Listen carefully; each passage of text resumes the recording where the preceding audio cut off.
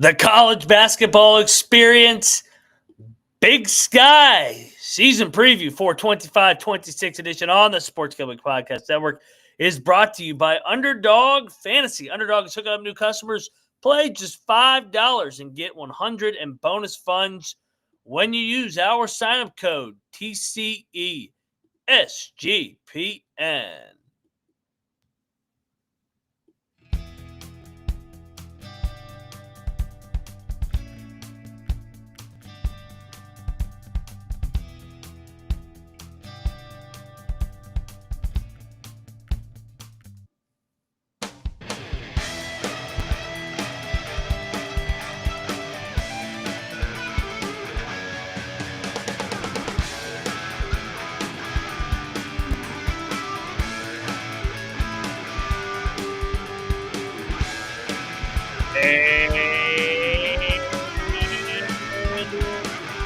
Welcome, everybody, into the college basketball experience. Big Sky season preview for 25-26.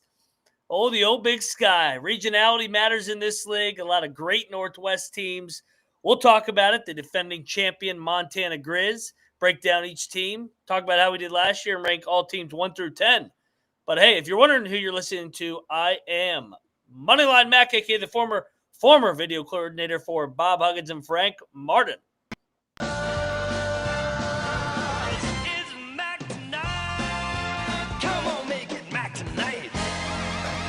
Oh, yeah. Also known as Mac Tonight over here at the College Experience.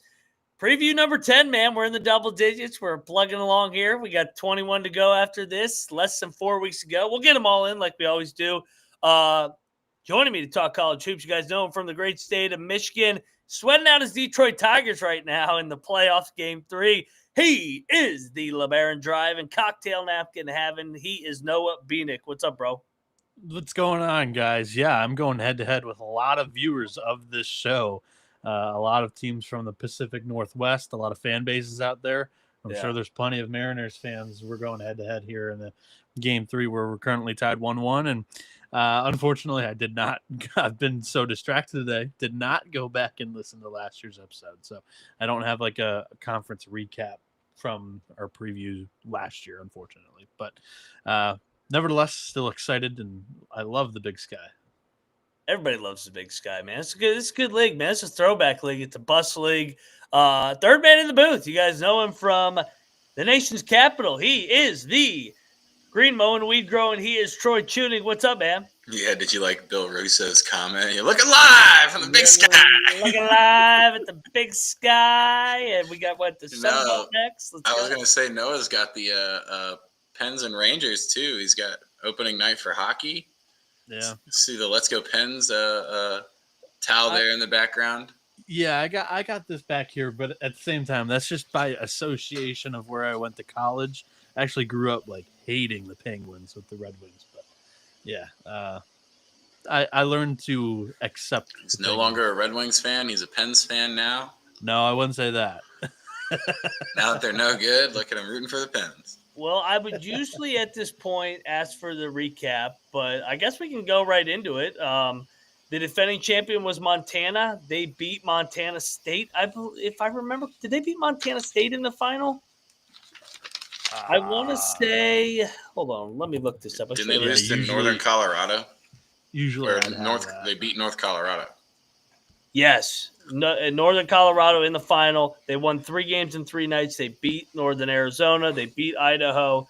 Then they beat Northern Colorado. Northern Colorado was the one that dethroned Montana State. Montana State was going for, I believe, a 4-peat because they had caught Magic with Sprinkles last year and then and Logie as well. So Montana, Sprinkles. the other, what's that? Sprinkles. Oh yeah, Sprinkles, baby, sprinkle.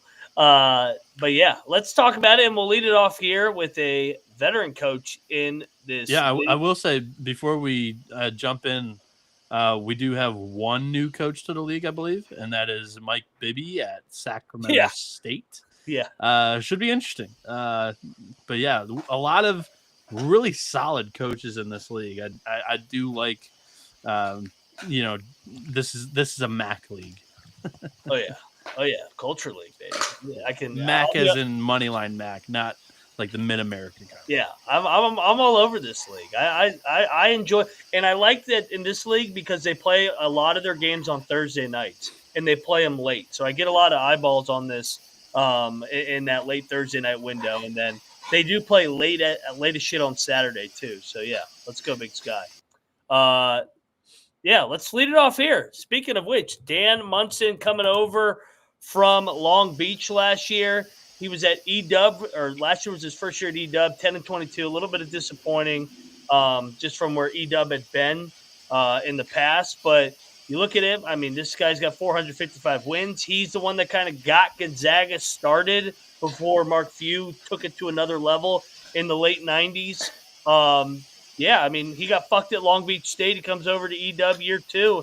Noah, what do we think of these Eagles? Yeah, so just looking at the Torvik stats we've got here, Eastern Washington has the most experienced roster in the preseason of the Big Sky, so that is immediate plus there. They do return a couple of guys, and I got to pull up my sheet here. 1 second. My apologies. Again, this terrible prep by me, a little bit scrambled. I mean, look at all that return. Look at they are what they're fifth in returning production according to Torvik. They are the oldest team from the experience metric. Yeah. They return Andrew Cook, who played 29.5 minutes a game last year. He's a 6'4" grad senior guard who put up 16 points, 3.5 boards, 2 assists per game. Shot at 54.5% from the field, did a lot of his damage from inside the arc. And they're going to have him kind of step out on the wing. And Isaiah Moses, the UC Riverside transfer, comes in. He averaged 3 dimes a game last year in 26.5 minutes for the Highlanders, averaged 12 points per game, 2 boards, and shot 4.5 threes attempted per game at a 36.5% clip. So that's a really nice duo in the backcourt here. Tyler Powell returns. He's a 6'5" redshirt senior guard who played 18 minutes a game last year. Emmett Marquardt is a 6'9" redshirt sophomore, played 23 minutes a game last year, averaged 9 and 4.5, and shot 36.5% from deep on 3 attempts per game, 49.5% from the floor. Elijah Thomas returns after playing 14.5 minutes. Angela Winkle returns. He's a 6'8" senior forward who played 8.5 minutes a game last year. And Shamba Goy returns after his redshirt freshman year, playing 4 minutes a game. Pretty good transfer class as well. You look at Kyrie Hui, who comes in from Miami, Florida, to round out that front court. He's a 6'9" grad senior, played 9 minutes a game for the Hurricanes last season. Really nice piece from the Power 5 ranks there. And then Johnny Radford is an NAIA transfer from the College of Idaho. They won the NAIA National Championship last year. Also, Stratton Rogers comes in from that same school. They really hit the state of Idaho hard because JoJo Anderson comes in from Idaho in conference transfer. So sound off the gunshots if Colby was here. But he's a redshirt senior guard who's 6 feet tall. Played 15 minutes a game last year for the Vandals. And then from Lewis Clark State, where the NAIA College World Series for baseball is held, Alton Hamilton IV comes in. He's a 6'8" junior forward who was a dog there. Played 32.5 minutes a game, averaged 17.5 points, 10.5 rebounds, shot at 55.5% from the floor. Eastern Washington overall, I really like this backcourt here. Kyrie Hui, the Miami, Florida get, is a really nice piece.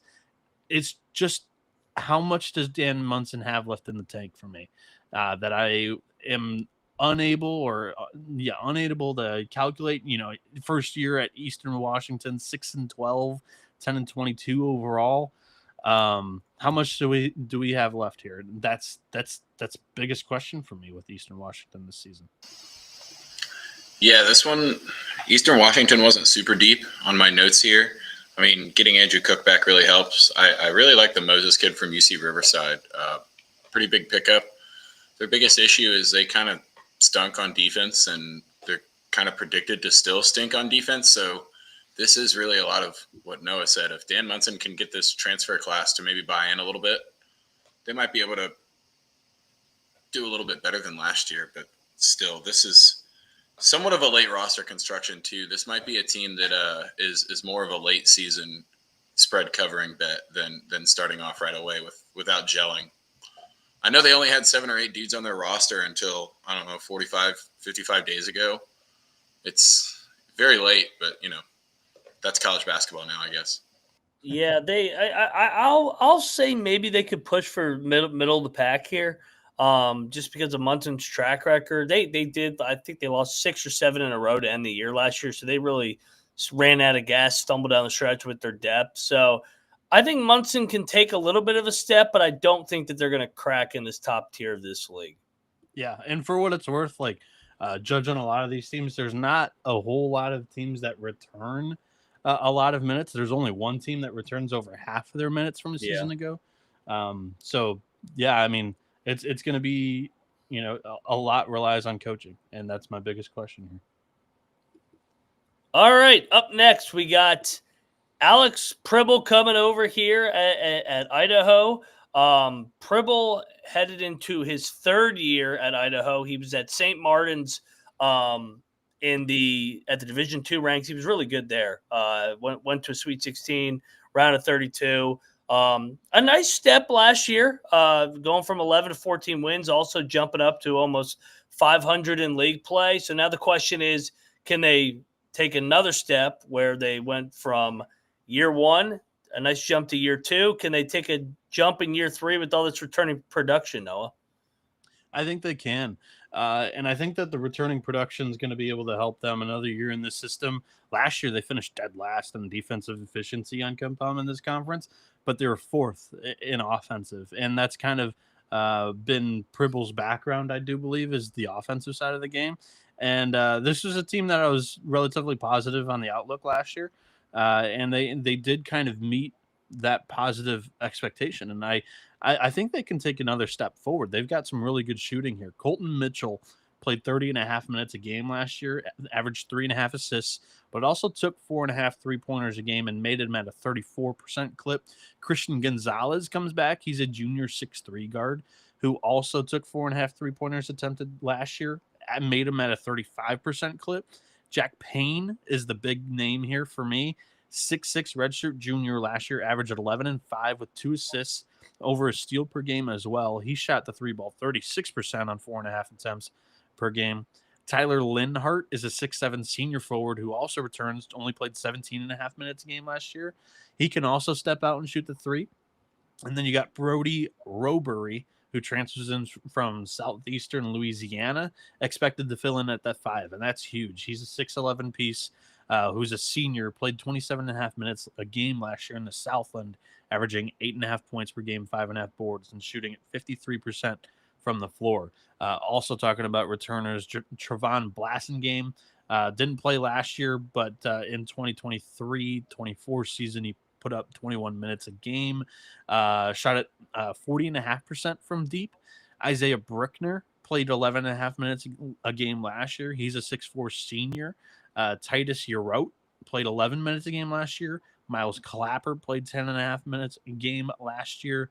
And then the final 2 transfers on this team, Seth Jabba from Vermont, a 6'9" junior forward, and Biko Johnson transfers in from D2 Fort Lewis.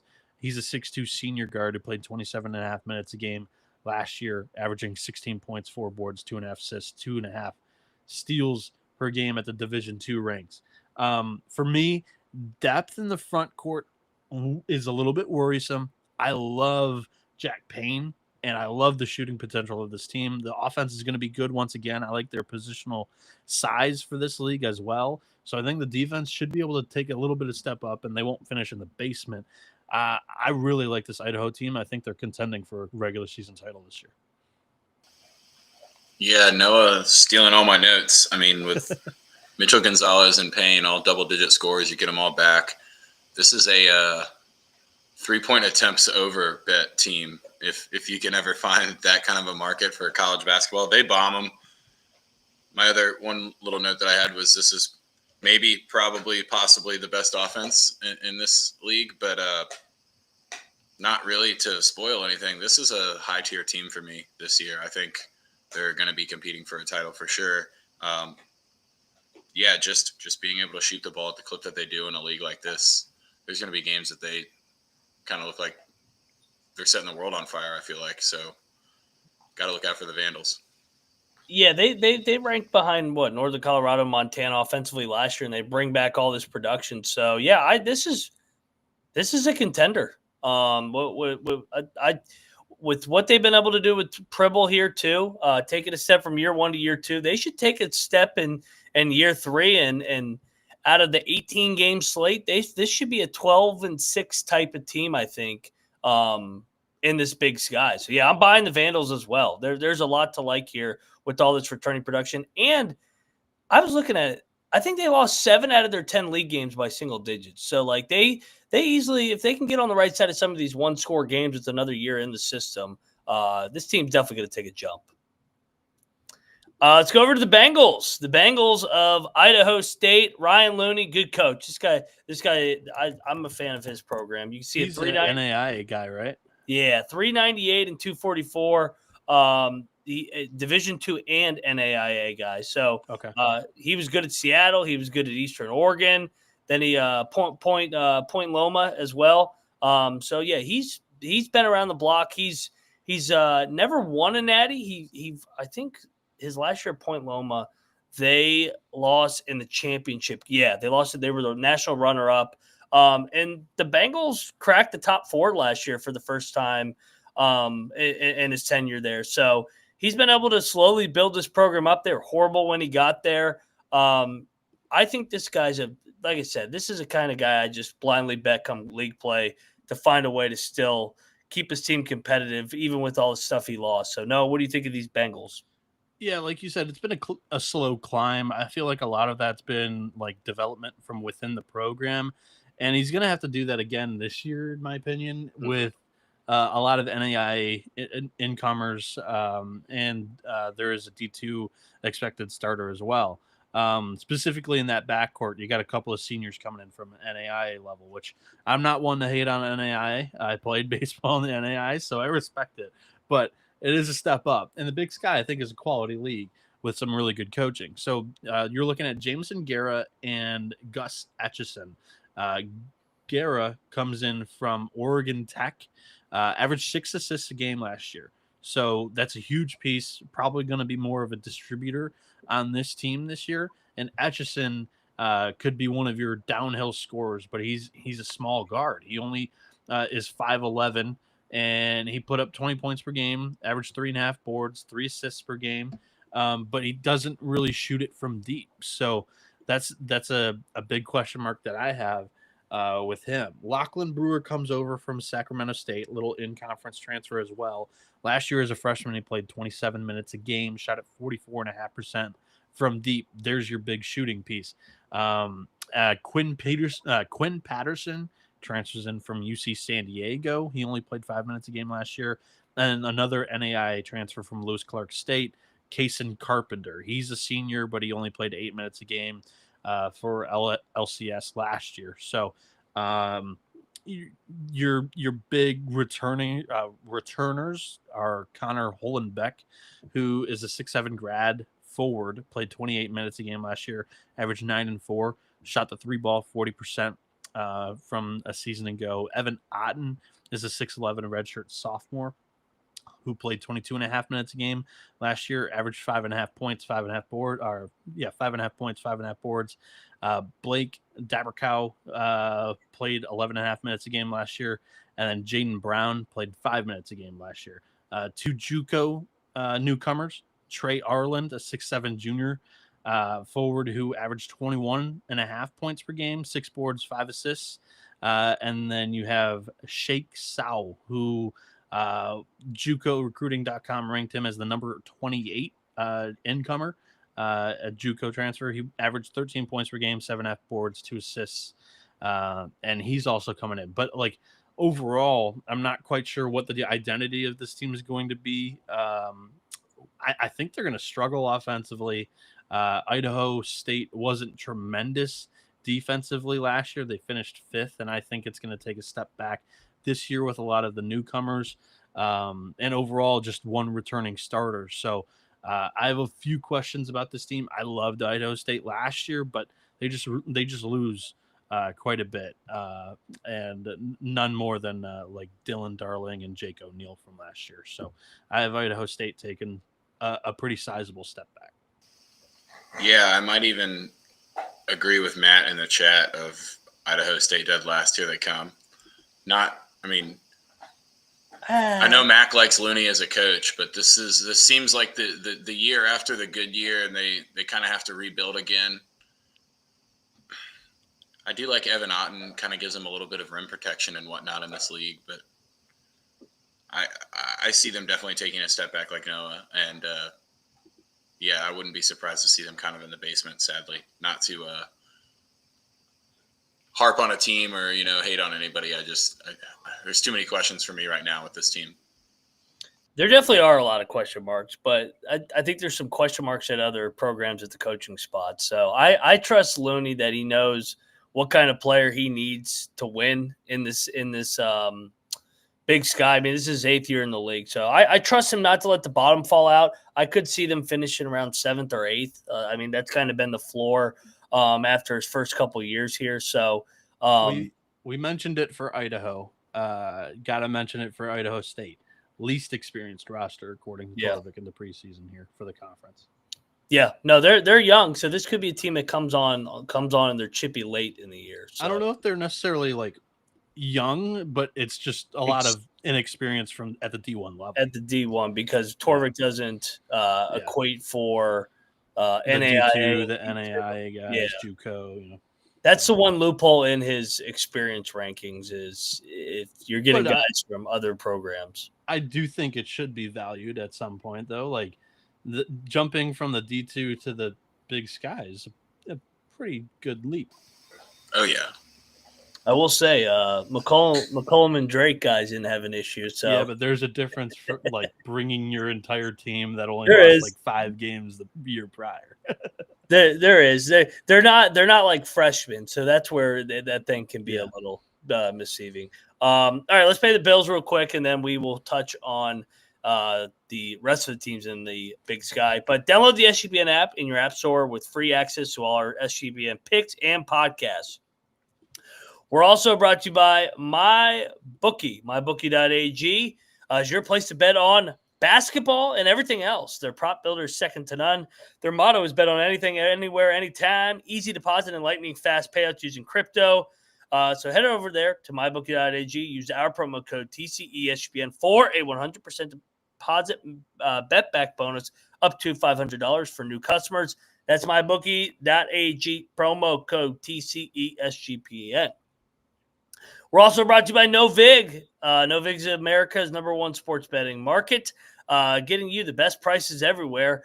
They got great juice over there. You can get -103 type odds. I see the Eagles over there on Thursday Night Football against the Giants. They're offering that at 103. NoVig is available in 35+ states. Download that NoVig app and get $50 when you spend $5 if you use our promo code SGPN. Get in on the action with NoVig promo code SGPN. Next up on the dock, speaking of good coaches, we head to the defending champion Montana Grizzlies. It had been a minute since Travis DeCuire had won a championship at Montana. I think it was a 6-year drought, but they get it done. He's never had a losing season out there with the Grizz. He's headed into year number 12 now. 3 NCAA tournaments. Last year was a magical year, going 15-3, winning the tournament, getting to the dance before being knocked off by Wisconsin. I know they lose a lot, but they don't lose that much compared to everybody else. But this is a program you kind of just blindly trust. From the Tinkle days now to DeCuire, they will be in the top 4 again like they always are. Oh, 100%. I think they're returning the best player in the conference in Money Williams, and they surround him with some, I would say, upper league transfers. You've got a Minnesota transfer in Caden Betts, a 6'8" redshirt junior forward who only played 5 minutes a game last year. Courtney Anderson Jr., a 6'5" redshirt sophomore, wing who comes in from Colorado. He only played 4 games for the Buffaloes last year.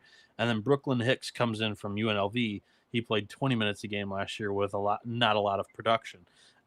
So a couple of big-time gambles there, but if 1 hits, 2 hits, now you got a really nice piece next to Money Williams, and you've got a really good point guard, I think the best one in the conference, with a couple of good wings possibly, and then Tajon Sawyer, who's a grad senior at your 5 spot, who's a 6'8" forward, played 24 minutes a game last year, averaged 9.5 points, 4 boards, shot at 40.5% from 3, 57.5% from the floor. I think that makes up 3 or 4 spots of your starting 5 that are very, very solid.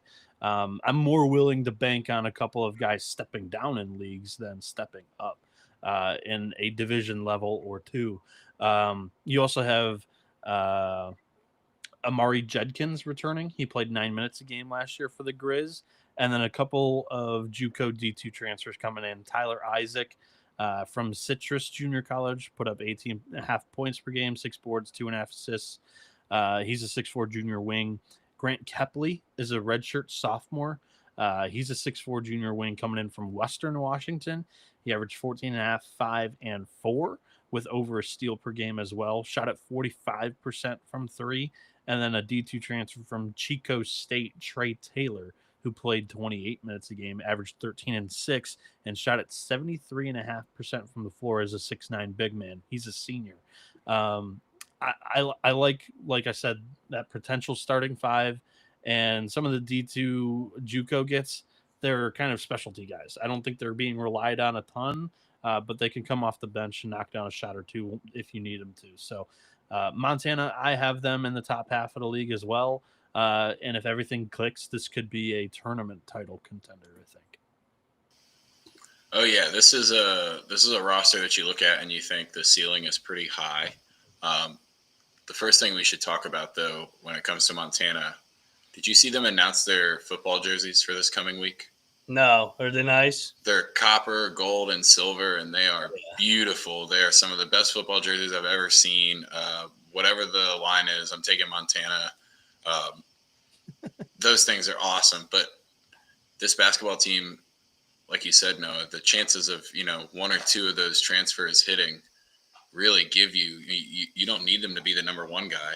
I really like Tajon Sawyer's game. I mean, outside, we know Money Williams is a baller, and anybody named Money is what you're looking for. But yeah, this is definitely a high tier team in this league and competing for the NCAA tournament berth, I would think, for sure. Cosign. Yeah, Money Williams is awesome. Could be player of the year this year. Then you got a bunch of guys transferring down from the high major level.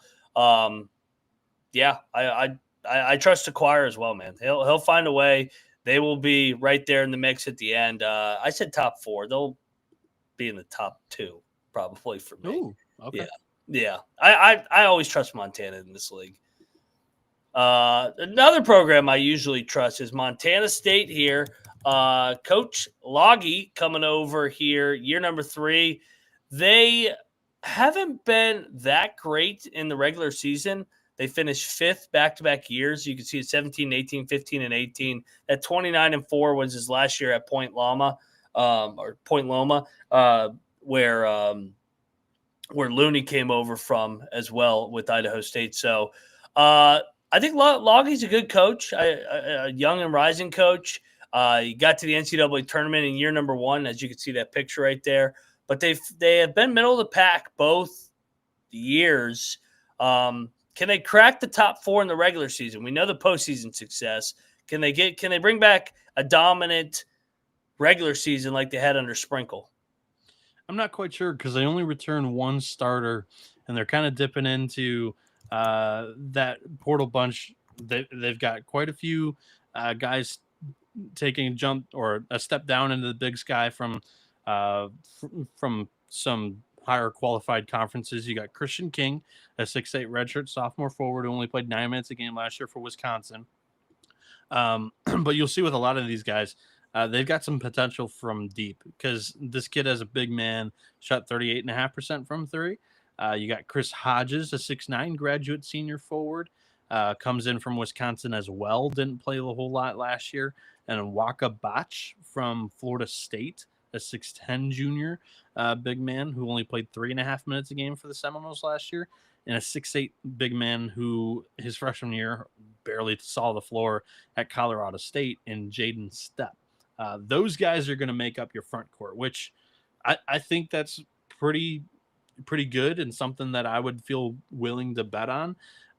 Jed Miller and Patrick McMahon are your returners from last season. McMahon played 23.5 minutes a game from last year, averaged 10 points, 3.5 boards, over an assist per game, shot at 51% from the floor.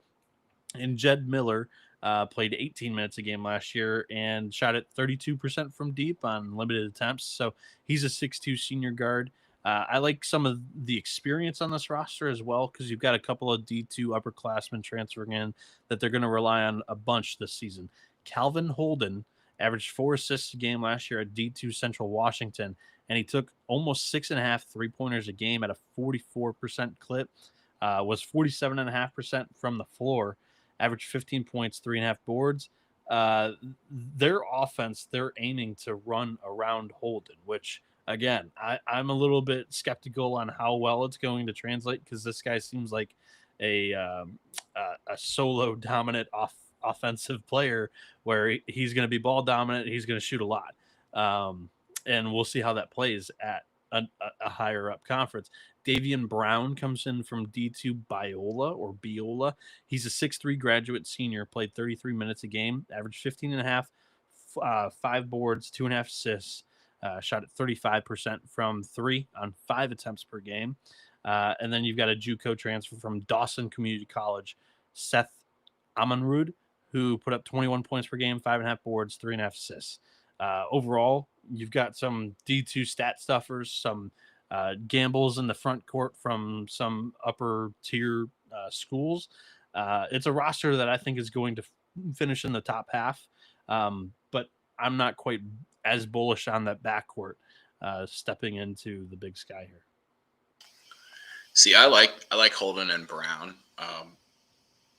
This is one of the schools that I feel like they have a chance to have a little bit of a high ceiling with the transfers, but this kind of falls into what we were talking about with Torvik. They've got a bunch of the step down guys, so the Torvik transfer kind of favors those dudes that were at bigger programs. But the issue with me for this Montana State team is I think they're going to struggle early, and they might be a team that this entire transfer team comes together a little bit later in the season. They're pretty firmly in the mid-tier for me, and I really don't know if you would consider it a step forward or a back. I think I see kind of a bit of the same. Well, both years under Logie have been 9-9, so I think they take a little bit of a step forward, maybe like a 10-8, maybe 11-7. Because I think they're a little bit more talented than they've been over the last 2 years, but I don't think that they're I shouldn't say contender, because the margins are small in this league, but I don't think they're going to win the regular season. All righty. Northern Arizona, the Lumberjacks, baby. Shane Burcar here. This is Colby's program. He loves talking about Northern Arizona.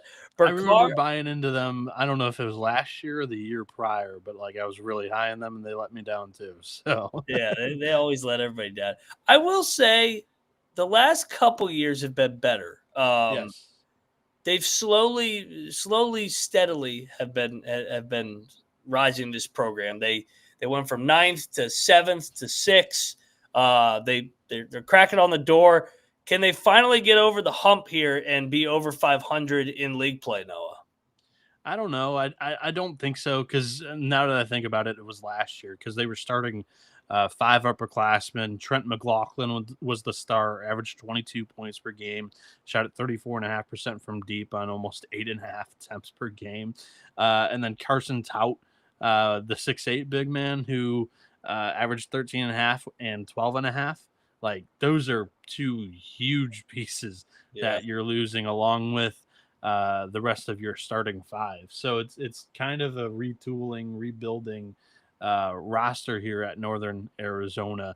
And I'm not quite as high on Burcar if he wasn't able to win with last year's roster. So we'll see what happens here with some guys that are stepping into larger roles. I'm looking at Oakland Fort and Ryan Abelman, both of them senior guards in that backcourt last year that only played about 17 minutes a game. Fort did average almost 2 assists per game a season ago, and Abelman shot at 39.5% from deep.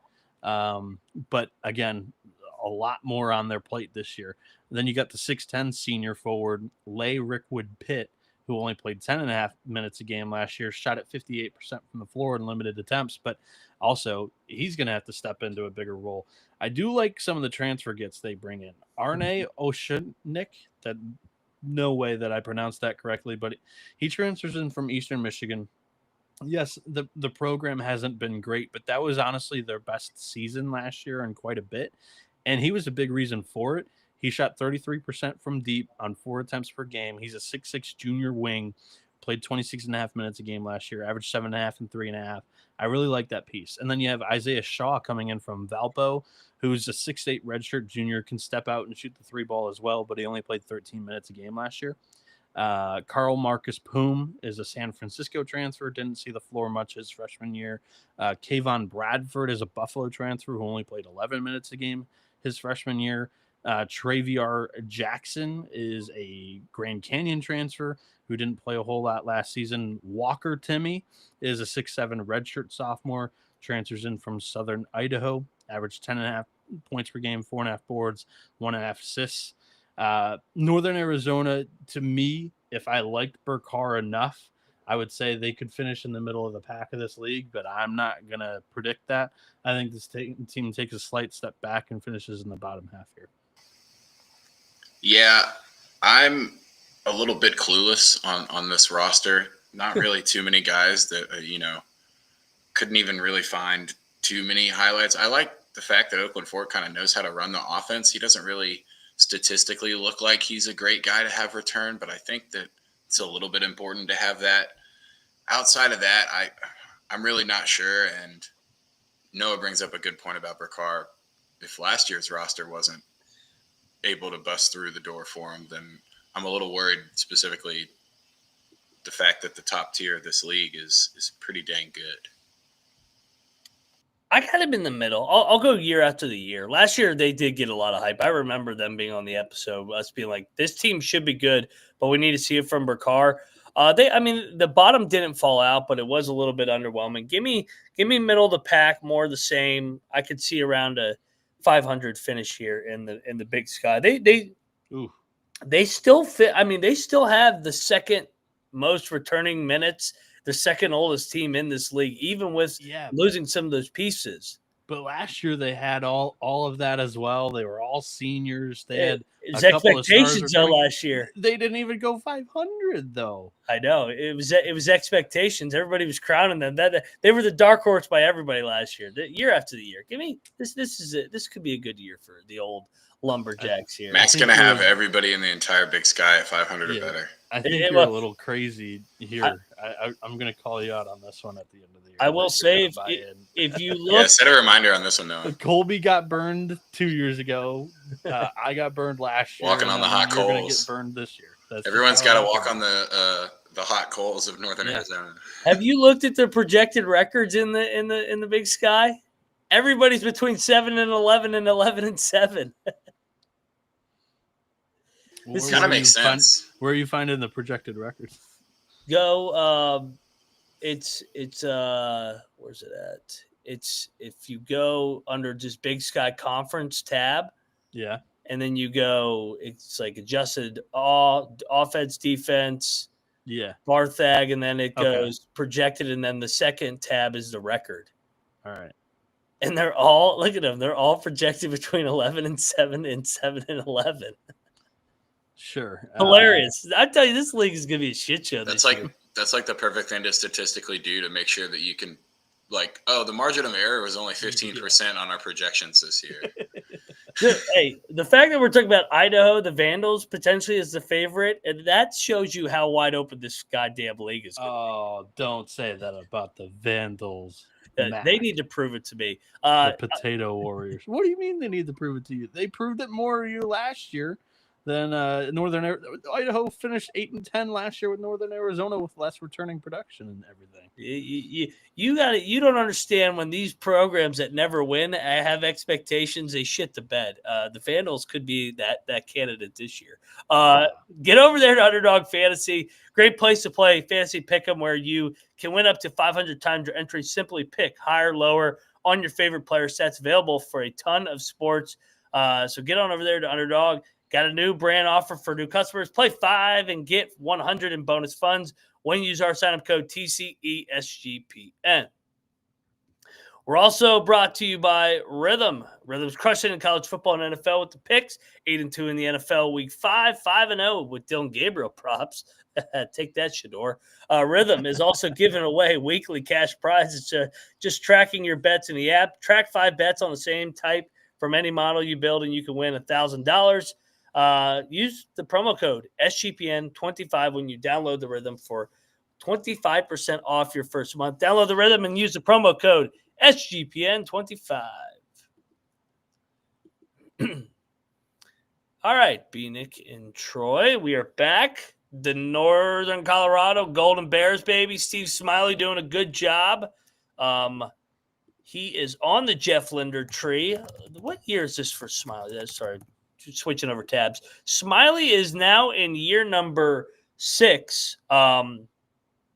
Last 2 years have been really good for this program. 27 combined wins in league play. You can see on youtube.com/college experience slides, 44 wins in 2 years.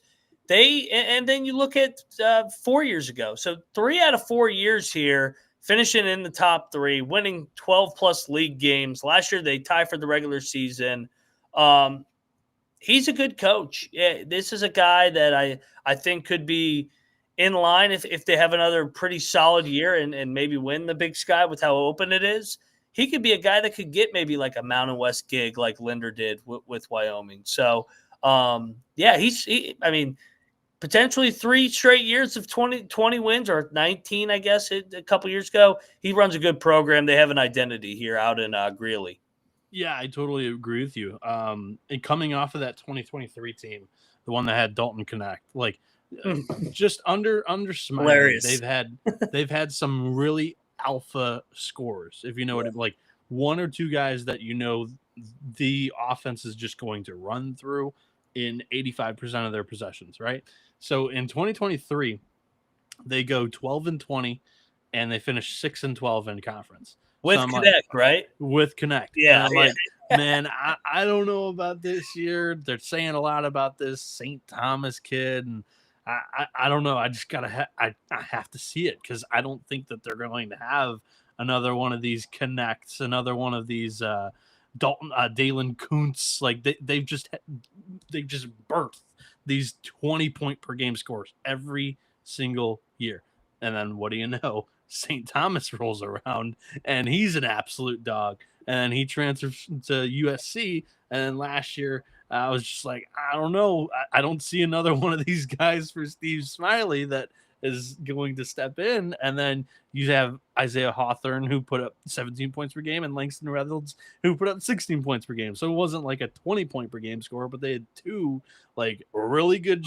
knockdown shooters and just stat sheet stuffers that were like putting up 20 points every other game.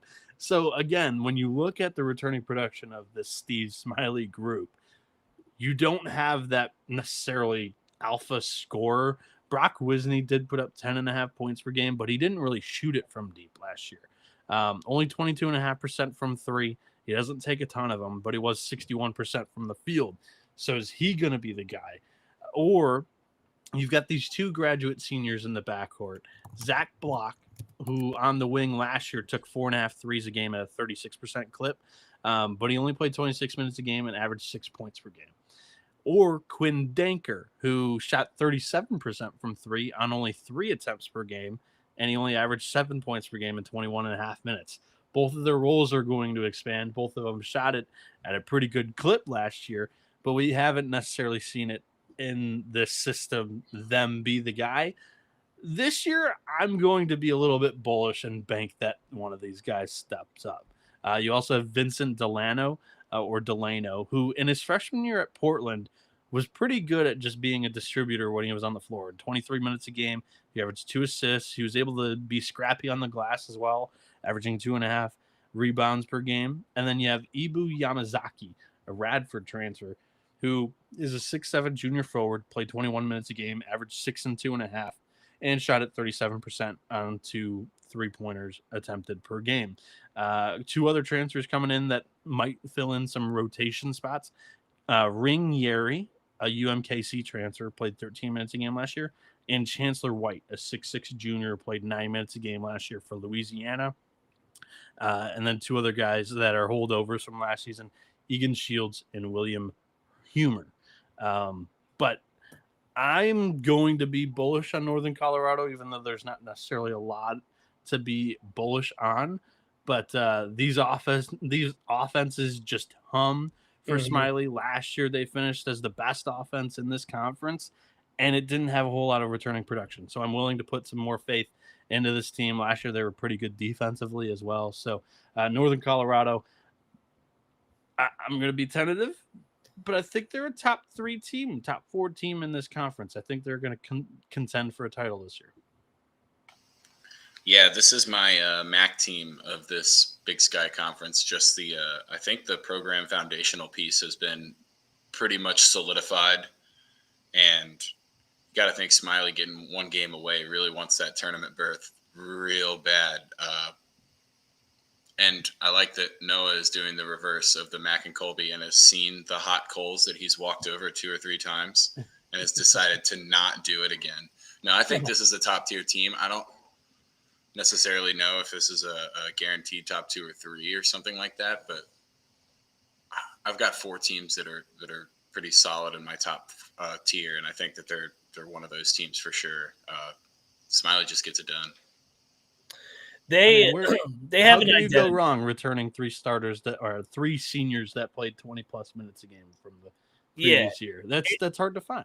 Exactly, and why they were able to just get better when Dalton Connect left is they have an identity year after year offensively. They do a really good job of sharing the ball and making shots from the perimeter at all positions. We played them 1 year at a bye game in West Virginia, and they were a pain in the ass to play against. So yeah, Smiley and Linder was the coach, and Smiley was associate head coach at the time. So he's been with this program for a decade, whether it was the associate head coach or now the head coach. He also won 77% of his games at the JUCO level for 6 years. So another JUCO guy that's been able to win in this era of rebuilding a team year after year. So yeah, I will. Northern Colorado contender for me. Coach Coburn out there with Portland State.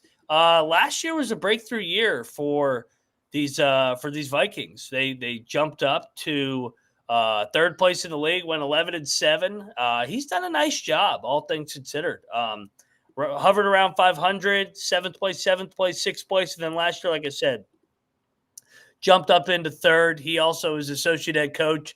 He's been with Portland State since 2013. Also a former JUCO guy as well. I think Portland State, once again, I know from a returning production, they don't return anything, but it seems like Coburn has an identity in this program of toughness.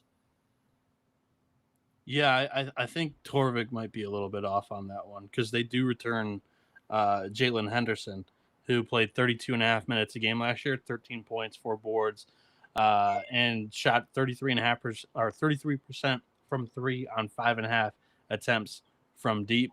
Terry Miller Jr. is also a returning senior. This is probably where Torvik got it wrong. These are 2 guys that have an extra year because of the Diego Pavia ruling, where if you play junior college, so that's probably what it is. Because I think both of these guys are JUCO guys. You have Terry Miller Jr., who's a 6'8" senior, played 21.5 minutes a game last year, averaged 12 points, 5.5 boards, 2 assists, and he was efficient when he shot it, 51.5%. And then Trey Vaught-Minot rounds out that front court. Last year, he played 22.5 minutes a game, averaged 7.5 and 7.5 on 67% shooting. They have they have 3 incoming transfers to try to fill in this backcourt, because that's where they have a couple of losses from last season. And Queant Myers, I forget the last name, so many names, and then Isaiah Johnson, 2 starters that they're losing, and they're going to have to replace some of the production in this backcourt here. The big name is Sebastian Tidor. He's a 6'5" redshirt junior who is ranked 77th according to JUCOrecruiting.com in the transfer portal. He averaged 22.5 points per game, 6.5 boards, 3 assists at Rome State last season. You also have a Arizona State transfer who didn't play a whole lot last year. Previously in his career, also spent some time with Houston Christian, Bryson Long, 6'2" grad senior guard. And they're also going to mix in Isaiah Williams from the D2 Academy of Art. He's a graduate senior 6'7" guard who had 2 assists per game, 5 boards, 14.5 points per game. Was able to shoot it well last year as well. And then Keon Kenzie, a 6'7" wing. Mose Downing Rivers, a 6'6" wing. They come in from San Diego and Missouri State, respectively. Another San Diego get was the 6'11" Keon Webb. His freshman year, he played 14.5 minutes a game for the Toreros and shot at 56.5% from the floor. And then Charles Chukwu rounds out the transfer portal he comes in from Little Rock. Didn't play a whole lot last year. Started his career at Tulsa. So really good front court. Backcourt is kind of like a wait and see for me. Coburn made some really good strides with last year's team, and overall has a very experienced squad returning this season. Portland State, I got more in like the middle of the pack. A little bit of a wait and see on that backcourt, because I don't know if they've got a point guard this year, and guards win in March. So, yeah, I really like Henderson and Miller. They finally meet expectations, or kind of surpass them last year. Is this a candidate, Mac, for the school with expectations coming in, and maybe it gets to them a little bit? Yeah, they could I think they take a little bit of a step back. But, I mean, he did a great job last year. Yeah, I mean, if there's expectations on Portland State, that's been means you're doing a good job. Yeah, oh yeah. 100%. I just think that starts to bring them into the category of, you learn how to win, and then you learn how to win with expectations. There's two different steps. I co-sign. Yeah, Torvik is way off on these returning productions, because I'm looking at the rosters now. I mean, he's bringing back 2 impact guys that helped him win 19 games last year. So I think they're middle of the pack. I think a little bit of a step back, just because they did lose some key pieces off that 19-win team. But, yeah, I trust Coburn, man. Defensively, they're really good, and that's been their identity of the program. That travels year to year. All right, next up, Mike Bibby. I love you well, because, yeah. Yeah, Mike Bibby is the head coach at Sac State. They got a lot of money out there.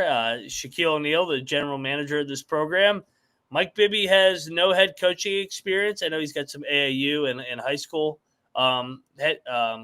coaching experience, but I don't know. I think this will be a work in progress. Bienick, what's your take on this roster? And then I need to see it with this Mike Bibby experiment. That's kind of how I am too. This is a wait and see approach for me as well.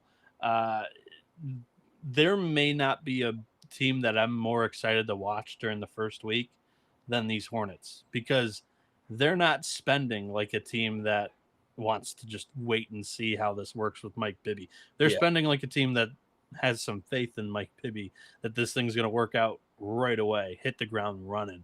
Because, it's a brand new team. And you look at Mikey Williams, who's been a huge name early on in his career, hasn't produced a whole lot. He comes in from UCF. Prophet Johnson's a big name. He's kind of been a couple of places in the mid-major ranks.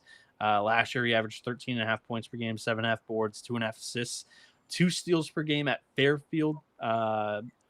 He's a 6'3" senior guard, probably one of if Mikey pans out, he might be your best player here. If not, Profit's probably your go-to guy. And then you got Janai Summers, who's a 6'6" junior forward who comes in from Indiana State, shot 38.5% from 3 last year in 16 minutes a game. Jeremiah Cherry is a 6'11" senior center who played 24 minutes a game, averaged 10 and 5 at UNLV. And then Brandon Gardner is a 6'8" redshirt sophomore, comes in from Arizona State, where he was a top 100 recruit out of high school as well. Taj Glover is a redshirt sophomore, transfers in from South Florida. Shakir O'Neal, because Shaquille is the general manager here. Yeah.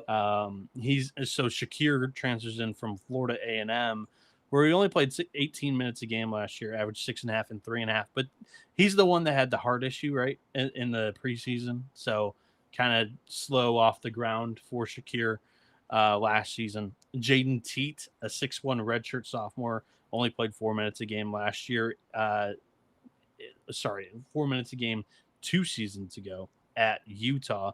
He didn't play last year. Armand Mahdi, a redshirt sophomore, 6'6" forward from Northern Arizona, also didn't play last season.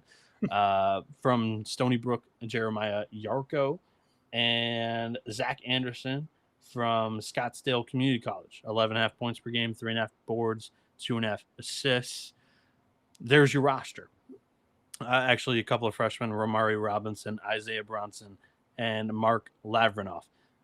But that's the roster. So it's a massive grab bag for me, and you've got an inexperienced head coach. I'm not quite sure how he's going to be able to sort of figure out rotations here. But if your 1-2 punch is Mikey Williams and Prophet Johnson, I kind of like it. But yeah, overall, I'm going to project this team finish in the bottom half. I think their sights are set much higher. And if they prove me wrong, I would love to see it because, like I said, this is one of the teams I'm most excited to watch in that first week of the year.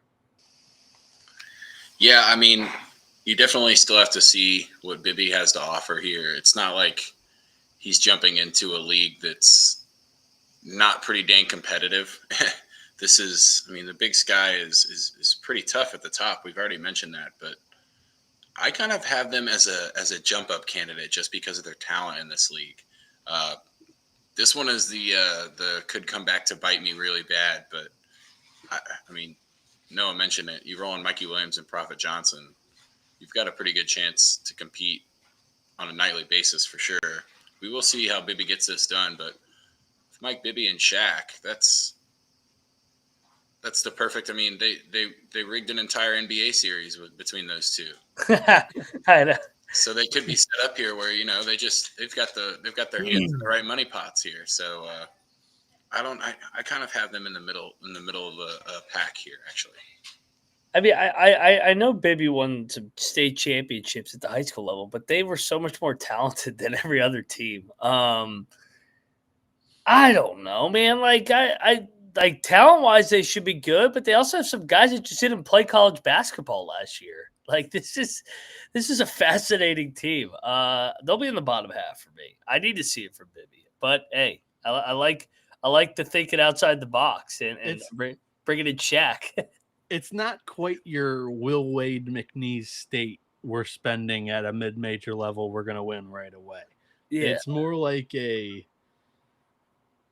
I don't know if you can compare this to something else. This is relatively new in the college sports world. We'll see how it works out. Look at Bibby's record. 0-0. I mean, he has not coached a game at the college basketball level yet. He's not Will Wade. Yeah, Will Wade had been to a Sweet 16 in multiple tournaments by the time he came back. So yeah, yeah. Oh, this fucking team. Weber State, Eric Duft, year number 4. This team killed me last year. Me and Colby. This program had been automatic pretty much every year. It felt like they would win 18 to 20, 24, 25 games every year. I think They had one losing season outside of last year in the last 15 years. This was a beyond disappointing year for Weber State. Bounce back on the culture here, Noah, or is Duff running this into the ground? I think it might be a little bit of the latter, because you look at since he's taken over as the guy, 12 wins, 11 wins, and then last year 5, and he's underperformed KenPom expectations in the preseason in the last 2. Last year preseason they were 175th. They were a roster that you thought could win the league in the regular season, and they finished 300th in rating. So yeah, I guess I've gotten a little bit less bullish in just the program pedigree of Weber State under Coach Duft. Yeah. In saying that, he does have 3 guys returning that played 20 minutes a game last year. Trevor Hennig in his freshman year played 21 and a half minutes a game. He averaged 8 and 2 with over an assist per game, shot at 45% from the floor. Viljami Vartanen. No way I got that name right, but he's a 6'6" junior wing, played 25 and a half minutes a game last year, averaged 9 and 2.5, shot at 40.5% from 3 on 5 attempts per game. He's probably the big piece of this offense this year, alongside Nigel Burris, who's a 6'7" senior forward, played 23.5 minutes a game last year, averaged 6 and 5, shot 35.5% from 3. And then you've got 2 potential transfers from the D1 ranks that'll fit in possibly. Jace Whiting, who comes in from UNLV as a ball handling guard, a 6'3" junior who averaged 1.5 assists and 9 minutes a game for the Rebels last year, running Rebs. And then Tijan Sani, a D2 transfer from Western Washington, played 33 minutes a game, averaged 17.5 points, 3 boards, 4 assists, over a steal per game, shot at 39.5% from 3, 46.5% from the field. He's a 5'10" junior guard, though. So we'll see how that fits into the Big Sky. But overall, there's pretty good positional size on this team, because you look at a guy like Malik Gama, or Malik Gama, who's a 6'8" junior forward, transfers in from Seattle.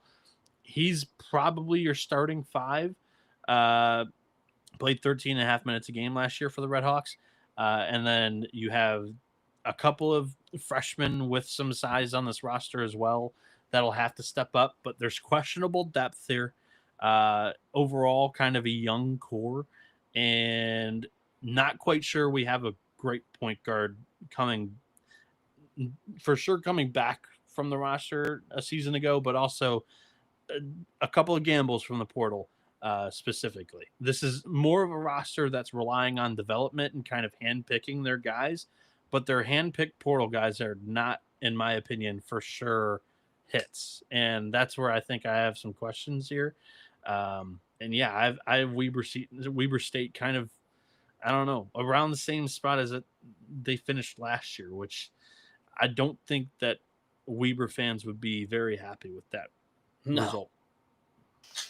No, and I kind of got blinded by the Duft support last year too. But if anything, the only thing you really have here is maybe his culture can get something done. They're going to really need somebody to step up to not be in the bottom tier again. I kind of agree with Noah. I mean, Nigel Burris is a candidate for that, I guess. But, man, this is, I would say, bleak for Weber State. Sad. The 13 losses in the league last year, 10 of them were by single digits. So they did lose a shitload of single, but like they just were soft. I watched that team over and over. I mean, Raw's teams before that were tough and found ways to win games. I mean, he won 70% of his league games in his 16 years there, 316 wins overall. I have Weber somewhere. They're not in the basement for me. They still have too much talent to be the basement, but I don't know. I don't trust Duft after what I saw last year and just kind of the downward trajectory of this program. So I'll say middle ish for Weber. I don't know where I'm going to end up with them. They're hard to gauge, man. Like this program should be in the top 3 every year, like they were. All right, let's rank them. We'll see. Oh shit. There's a lot of moving parts in this fucking league. And number 10. I'm going to go with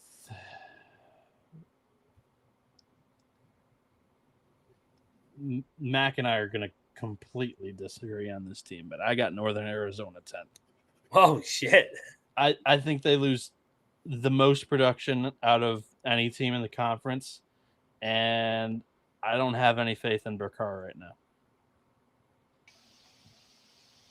I've got Eastern Washington at number 10, actually. I got Sac State. That's a Mac play if I've ever heard one. This guy's never coached before. He's finishing last for sure. He's got guys that didn't even play college basketball last year. Yeah, they got some big names, Shaq's son, but like they got guys that I don't disagree that they're gonna. I have them predicted to finish in the bottom half of the conference. I think the talent gets them out of the 10 spot though. Yeah, I can see this team quitting. Be driving around. I mean, I could too, but Scat I still think and they probably win F-150s. some games in the league. Well, everybody like last place, it might be like 6-12 or 5-13. Yeah. I don't see this being like a what's his name at Green Bay season. No. So, He'll be. Maybe I don't think it's that bad. He actually has some talent. But yeah. Gottlieb didn't coach. Oh yeah, shout out Huffer. Gottlieb. Huffer got to hang out with Gottlieb in the airport the other day. Good old Oh Gottlieb. yeah. All right, 9, Noah. 9, I've got Idaho State. Bottom half team for me. They're rebuilding. I don't think it's going to be a great offense. I like the Bengals, and I think the program's heading in the right direction. But it's some growing pains. I got them 9th. My 9th ranked team is Idaho State as well. They just have too much to rebuild after the kind of a way overperformed year. I got E-Dub. Monson, I don't know what, like, he's kind of a dinosaur. I don't know if he's going to get this program going. So, yeah. Next up, 8. Yeah, I've got Eastern Washington there. I honestly don't think that this roster's that bad. I think it's a really nice backcourt. But like I said it during the team preview portion, it's how much Munson's got left in the tank will depend on where this team goes. My 8th team is Weber State. It seems very bleak for me. Got to keep them down there in that bottom part of the run. I got my Bengals, man. I trust Looney, but there is a lot of question marks on that roster. So he'll get, like I said, he won't let the bottom fall out, but they'll finish 8th. Yeah, I'm gonna go with Weber State 7. They're missing a point guard. I'm not high on Duft. Last year they had a whole lot more returning, and it might have finished worse than this prediction. So, yeah. My 7th team is where I've got Mr. Bibby and Shastilio Meal, Sac State here. I've got them just above that bottom tier because of the talent, but don't think that they're not like one slip up away from falling down into that. Yeah, I got Weber. Duff. I'm not buying the Duff Kool-Aid. They need to prove it to me. What number are we at now? 6.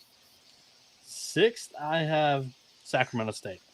I'm actually hoping that this works out because I want more of this in college basketball.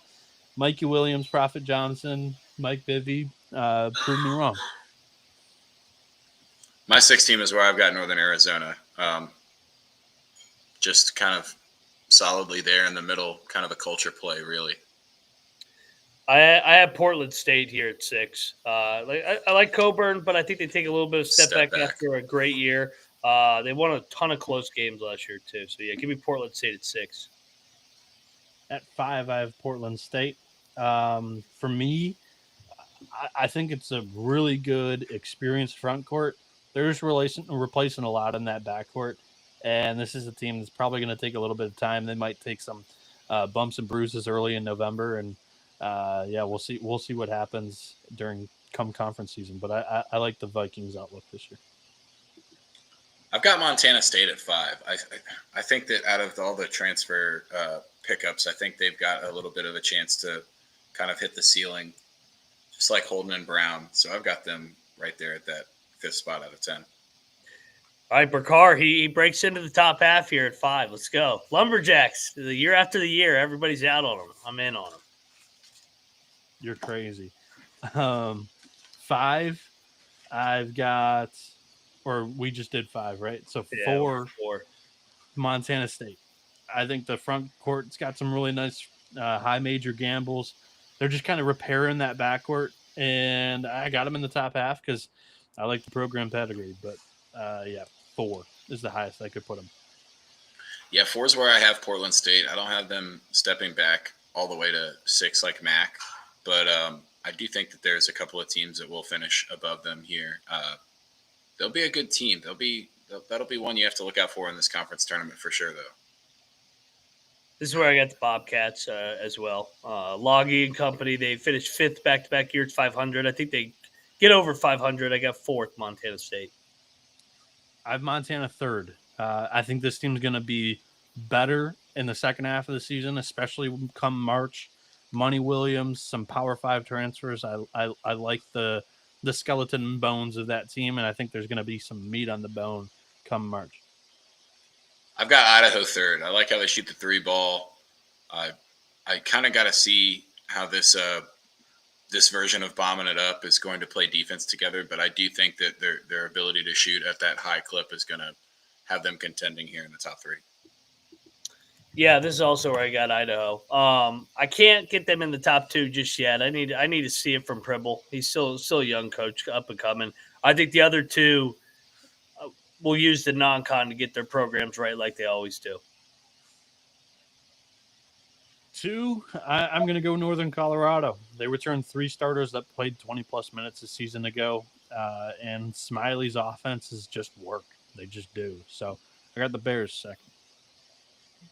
Yeah, number 2 for me is where I've got Northern Colorado. I think that this is a team that's kind of figured out last year when they want to peak, and they're going to be really interested in that NCAA tournament berth and looking more towards the conference tournament than making sure that they smoke the regular season, I think. At 2, I went Montana. DeCuire and company, culture. They'll figure it out. They'll use the non-con, take it on the chin a couple times. They'll be ready to go by Big Sky play, and they'll win games like they always do. Number 1, I've got Idaho. I think that there's really good shooting on this roster. There's positional size as well. I think it's the best backcourt, and I believe that Alex Pribble's got the goods. So we're going with the Vandals at 1. Yeah, I've got Montana at 1. Money Williams is just a baller. I will be attempting to make a lot of money on Mr. Money, and I've got the Grizz at number 1. All right, I got Steve Smiley and company winning it again. I could see Montana and Northern Colorado. I could see there being like a 2-way tie again, or maybe even a 3-way tie. But yeah, I'll go Northern Colorado. They've been the most consistent program the last couple of years. So yeah, Steve Smiley and company. All right, tournament winner. Yeah, tournament winner. It's always going to be one of the Montanas, right? I'm going to go the Grizz. Always going to be one of the Montanas. No, I think Northern Colorado gets the tournament this year and gets themselves a berth. I was going to say, I think Smiley's going to get it done this year. He's been knocking on the door, man. This is a Mac and Colby special. Like, you could have not given me a roster, and I was going to pick Northern Colorado to win this conference tournament. Yeah, give me Northern Colorado beats Montana in the final. We get a little bit of some chalk after crazy years in this league. All right, sleeper. So last year we had a tie for first at 15-3 between Northern Colorado and Montana. The next best record was 11-7. So I think it's safe to say, let's just go who has the highest potential, who's going to finish in the top 3, top 4 of this conference out of all the teams except for Northern Colorado and Montana. For me, it's Idaho. Last year they finished 8-10. 14-19 overall. I think the Vandals take a big step up this year and win the league. Idaho's the easy pick. Come on, we're going TMZ, Sacramento State, coming back from last place. They're going to take a big step forward here. What, they won 3 games in the league last year? Yeah. Yeah. Oh, they're busting over that big time. It's a good answer as well. I'm Idaho too. I got them in my top 3. All righty. And then bust out of, let's say, Northern Colorado, Montana. I combined the 2 there. Portland State, those 3. Who's got the lowest floor? Portland State. Yeah, right. I think that's a pretty easy pick. Those other two, you know the bottom's not going to fall out with those 2. I agree. Yeah, I was gonna say if I was allowed to pick anyone else, I would take Idaho State. All right, how about this? Because I think step down from where they're at. I think all 3 of us have Northern Colorado and Montana in like our contenders bin. Who's got the lower floor of the 2? Northern Colorado. I think it's Montana. Yeah. I think there's a chance that the Northern Colorado roster and the coach don't always work out. Like the same thing that we've said a few times in the past. We're banking on these culture plays. Yeah, I am a little scared of that one. But I think Montana's. I think Montana's baking on some portal gits that haven't played a whole lot, but they're playing against fucking Mike Bibby.Ey're gonna fucking win. Watch Bibby finish top 3 now. They're playing against Mike Bibby and 90-year-old Dan Monson. I think they're gonna be just fine. Damn it! Come on, man. I like Monson, but his run was with the goddamn Gonzaga in the 90s before Mark Few. Mark Few's been there like 30 years. Munson was the one that was before Few. Yeah. We're still talking about the Gonzaga team back then. He did win a Big West tournament 2 years ago. No, that was because of karma, because of how Long Beach fucked him, and I was all for him winning that. That was bullshit. That was great. So shout out Dan Monson for getting that one last ride, baby. I hope I'm wrong on E-Dub. I'd love to see them contend. All right, well, Sun Belt coming up here in a little bit. Got to finish some things up, and then college football. I don't know when Colby's back from media days. Looking live, ACC Media Days. We may need to bump the Sun Belt to tomorrow because I forgot he's got main SGP show. Make sure you got your notifications turned on. I don't have a problem with that because the Tigers are getting their ass kicked, and maybe I need to watch that game. They might turn it around. 4-0. The Yankees are already losing too. The Yankees suck. I was gonna say the Eugenio Suarez was the Adam Rosenberg Handicrafts play, and he hit the home run. Now we're looking for Parker Meadows. His return to Detroit. Yeah, we're gonna bump the Sun Belt back because that's 14 teams. That's not gonna be a quick episode. So you're looking live. Turn on your notifications. We'll figure out a time to do that tomorrow, and then figure out what other leagues we're gonna do. So I'm out tomorrow. Let's just double up Thursday. We could, Stay tuned. Vladdy Jr. just terrorizing. I got FCS on Thursday too. Yeah, so I mean, that'd be a triple header for me. So we'll figure it out. I could do Hammer Montana. Well, tomorrow is your picks day, so I know. It's tough this time of year, but we'll get them all in. I promise my clientele. But anyway, you and I can do Sunbelt tonight, like late. Probably not. Okay. Probably not. I don't really want to talk Sunbelt at midnight. I want a fresher brain to talk the Fun Belt. Right. We got plenty of time before we're going to be staying up till 3 a.m. There's going to be plenty of nights when we'll be up till 3 or 4 o'clock in the morning. I don't need to start volunteering to stay up till 3 o'clock in the morning. Okay. But yes, anyway, go check out Troy's work at Troy Tudig. Go check out Noah's work at NoahB77_. Don't tweet him about the Tigers. I'm at Moneyline_Mac. We are the College Basketball Experience. This is the Big Sky, baby. You better start thinking about yours. And we are out of here. Cheers.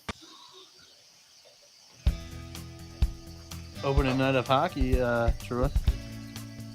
Yeah, that's why I can't do any of the shows tomorrow.